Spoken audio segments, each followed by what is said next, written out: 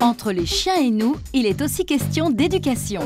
En effet, comment transformer votre animal tout fou en compagnon plus docile? C'est la question de Pascal, propriétaire de Vito, un vrai rebelle celui-là.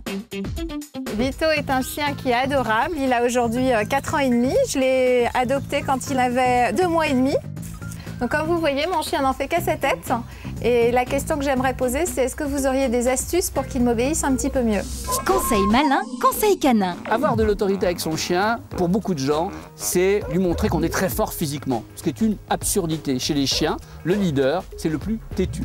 Il faut être cohérent, définir des règles précises et puis s'y tenir. Et là, vous serez respecté par votre animal. Le truc très important, c'est de ne pas faire les choses à l'envers. C'est-à-dire, le propriétaire de chien de compagnie a toujours tendance à féliciter quand il ne demande rien à son chien et quand il lui demande quelque chose, à se fâcher. À se fâcher en disant assis, couché, debout, à crier. Mais quand il ne demande rien, il a tendance à féliciter son chien simplement parce qu'il est devant lui. Il faut faire le contraire. Quand vous n'avez rien demandé à votre chien, vous ne vous intéressez pas à lui. Mais quand vous lui demandez quelque chose, c'est là où vous mettez à féliciter, à être extrêmement gentil. Inutile d'essayer de frapper votre chien pour le faire obéir, ça ne sert à rien parce que le chien c'est un animal qui court très vite.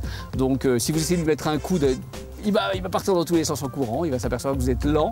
Et donc ça ne sert strictement à rien d'essayer de filer des coups à son chien. Par contre, il faut savoir le féliciter au bon moment. Ici, Vito, tu vois quand tu veux.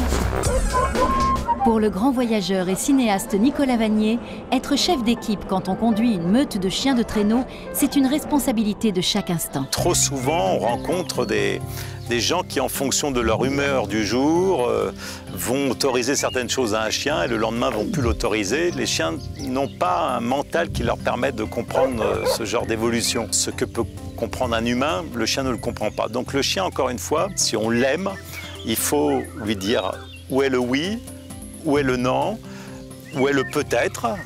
Il peut y avoir un cadre de peut-être, mais tout ça doit être bien délimité déjà chez l'homme. Lorsqu'on est un petit peu le patron, et on l'est lorsqu'on conduit une meute de chiens de traîneau, eh bien, si on n'a plus le moral, il faut essayer de ne pas le montrer. C'est un petit peu comme un chef d'équipe où lorsqu'on est chef d'équipe, eh bien, c'est une responsabilité et on doit avant tout conserver la tête droite quand ça va mal parce que c'est très étonnant et moi j'ai été extrêmement surpris de voir à quel point mon propre mental influait sur le mental de mes chiens.